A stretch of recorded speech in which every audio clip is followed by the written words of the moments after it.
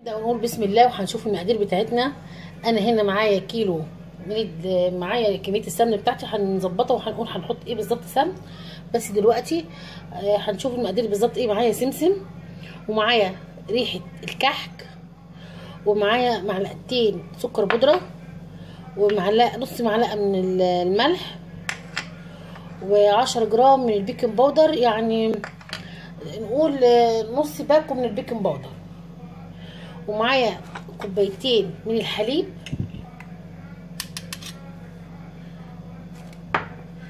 ومعايا هنا الخميره البيره، الخميره الفريش اللي هي الطازه، مش الخميره البودره. حابين هنا نظبط كميه السمنه وكميه الدقيق. انا بحط لكل كيلو دقيق نص كيلو سمنه، سهل جدا جدا، عشان خاطر كمان اديكي بالكوبايه حاجه كده تبقى سهله جدا جدا. يعني انا هنا معايا الكوبايه الستانلس تي، كوبايه كبيره من السمن، هحط لها نفس العيار ده بالظبط كوبايتين من الدقيق بتاعتي. هنا حباكي تعرفيها سهله جدا وكمان جميله بجد. انا النهارده هعمله مش بطريقه المحلات، هعمله بطريقه والدتي وجدتي. الطريقه بتاعتهم احنا هنا بنقدح السمن كويس جدا جدا، مش هعملها سمنه بارده. السمنه البارده دي دايما بيعملوها في المحلات بره، بيكون جايبين له كل حاجه، بس طعم الكحكايه كده مش الطعم اللي احنا واخدين عليه. الطعم اللي يعني بيبقى ليه طعم جميل جدا، وكمان الدقيق والحاجه كلها عشان خاطر السمن مقدوح بيكون محمص كده، فيه ريحه جميله جدا. فانا النهارده ناوي اعمله بالطريقه اللي انا قلت عليها. السمنه بتاعتي هقطعها كويس جدا، وهكرر واقول تاني المقادير.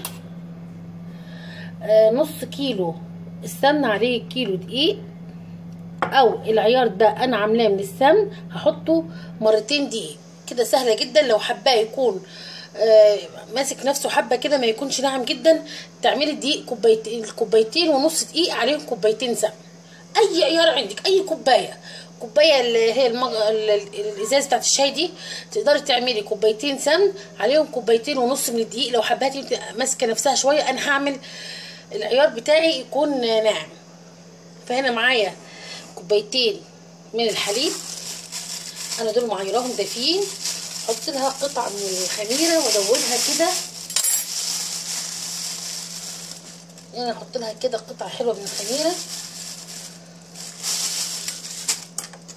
وهدوبها كده. الحليب بتاعي دافي وهركنه كده على جنب. ودلوقتي هنشوف هنعمل ايه مع بعض. هنجيب السمنه سوري الصويا، السمسم، ريحه الكحك ريحتها فظيعه. ريحه الكحك اللي معايا النهارده ريحتها جميله بجد. احط كمان حبه كده من ريحه الكحك، معلقتين السكر البودره، معلقه الملح دي سنه طبعا وبتزيد الحاجه فيها بركه، وهنا نص باكو البيكنج باودر او 10 جرام من البيكنج باودر. هبدا كده اقلب كل حاجه معايا هنا في الدقيق. هسيب السمنه بتاعتي كويس جدا على النار، هقدحها كده، هخليها تسخن. يعني انا عندي علامه كده دايما اشوفها وانا بقدح السمنه بتاعتي، تلاقيها لك تدخن.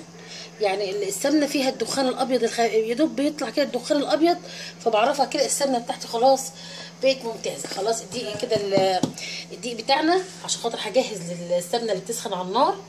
هعمل لها حفره كده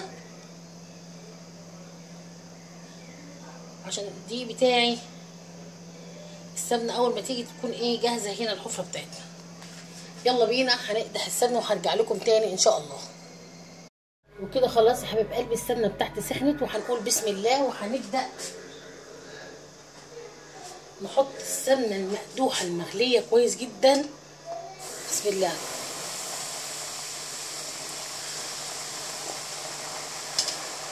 ده الكحك بقى بتاع مامتي، احلى كحك ممكن تاكليه في حياتك.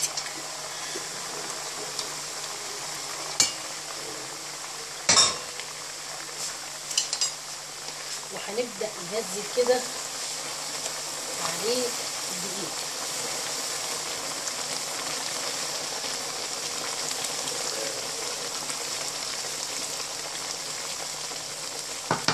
الشفاط بس كده.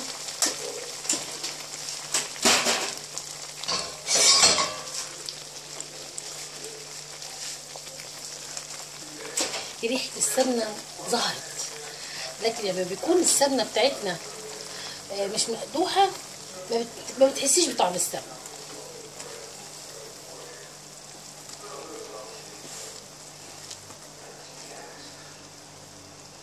انا هسيبه يبرد، وبعدين اول ما يبرد كده واقدر استحمله على ايديا هنبدا نفرك فيه كده عشان نخلي كل الدقيق يكون مفروك، كل الدقيق محصر السمنه بتاعتنا. وبعدين هنشوف مع بعض خطوه بخطوه، بس انا كده هستناه شويه كده يبرد. طول ما انا واقفه كده هقلب فيه عشان خاطر السمنه بتاعتي توصل في كل حته في الدقيق. ما خليش دقيق بالطريقه دي، شايفه الدقيق اللي على جنب ده مش عاوزاه خالص يكون كده، عاوزه الدقيق بتاعي كله يوصل من السمنه. هفضل اقلب فيه واول ما ايدي تستحمل السخونه بتاعه الدقيق هنبدا نفركه كده بايدينا، وهنشوف مع بعضنا خطوه بخطوه طريقه الكحك بتاع مامتي. ان شاء الله ان عملتيه والله العظيم ما هتندمي ابدا. الكحك ده طريقته جميله جدا، وهو نفس طريقه الكحك اللي احنا بنعمله العادي اللي هو بتاع المحلات بره، بس بيكون السمنه بتاعه الكحك التاني بتكون بارده. نفس الطريقه بالظبط، بس تحط السمنه بارده وتبداي تفركيه وتحطي اللبن والخميره وتقطعي عادي خالص اللي حابه تعمل الكحك التاني. حبايب قلبي خلاص كده بدا يبقى ده يعني ايه دافي شويه كده، هو مش بارد شويه الحمد لله كده. وانا من الصبح افرك فيه بايديا كده، فركته كويس جدا، كل حبايه من الدقيق وصل لها السمنه بتاعتها. ودلوقتي هنبدا. طبعا انا ما قدرتش احط اللبن والخميره، طبعا غير ما هوت شويه وبقى ايه دافي. دلوقتي هبدا احط كوبايتين اللبن او الحليب وفيهم قطعه حلوه كده من الخميره، وهبدا ان شاء الله اعجنهم كده. طبعا عجينه سهل جدا جدا، هجيب من تحت لفوق كده والفهم لفه كويسه كده. خلاص احنا بنجهزنا كده، ده الصاجه بتاعتنا. وهنا عجميه البندق او عجميه المكسرات، انا عملتها بالفول والبندق. طبعا شفت الطريقه بتاعتها كده، انا مسكتهم كده وعملتهم كده دورتهم زي النبق. خلاص انا كده لفيت العجينه بتاعت الكحك بتاعنا. ولكمش ريحه الكحك بتاعي جميل جدا جدا الحمد لله ما شاء الله عليه، طالع روعه. انا همسك العجينه بتاعتي بالطريقه دي كده وهعملها كده وهفردها واحط لها الحشوه بتاعتها العجميه اللي احنا عملناها، وهبدا اقفلها كده مع بعض بالطريقه اللي انت شايفاها كده. وبعدين هدوس عليها دوسه بسيطه كده وهنبدا ننقشها كده. المنقاش بتاعي كان عندي منقاش صغير بس انكسر يعني الحمد لله. فدي اول كحكايه عملتها، وهعمل كمان معاكم واحده وبعدين هخلص كل الكميه بتاعتي اللي انا عملتها دي معاكم النهارده. طريقه جميله جدا جدا بجد، حابكم تعملوها ان شاء الله. ان شاء الله الطريقه دي فعلا طعم الكحك بتاعها يعني جميل بجد بجد، غير الكحك اللي هو بسمنه بارده. واحط كده البندق فيها وهقفلها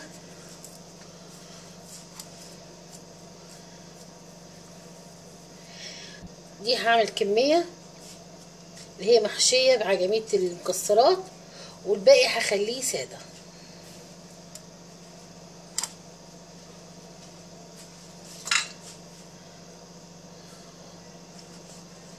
وهنا معايا اللي هي الطباعات دي اللي هي بتاعه الكحك دي، ممكن اعملها